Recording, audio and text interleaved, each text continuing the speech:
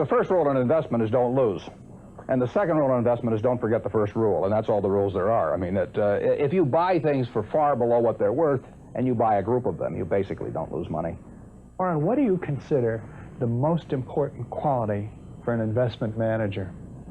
It's a temperamental quality, not an intellectual quality. You don't need tons of IQ in this business. I mean, you have to have enough IQ to get from here to downtown Omaha, but you do not have to be able to play three-dimensional chess or be in the top leagues in terms of bridge playing or something of the sort. You need a stable personality. You need a temperament that neither derives great pleasure from being with the crowd or against the crowd, because this is not a business where you take polls. It's a business where you think.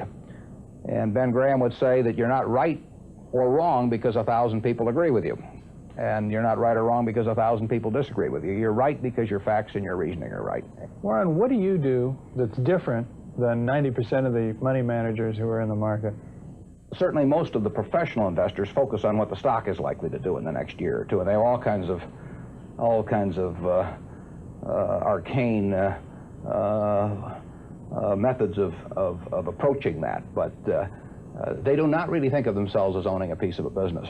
The real test of whether you're investing from a value standpoint or not is whether you care whether the stock market is open tomorrow.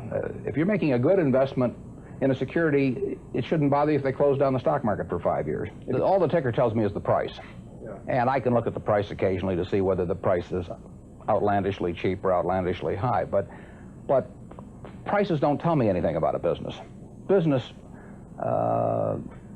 figures themselves tell me something about a business, but the price of a stock doesn't tell me anything about a business. I would rather value a stock or a business first and not even know the price, so that I'm not influenced by the price in establishing my valuation, and then look at the price later to see whether it's way out of line with what my value is.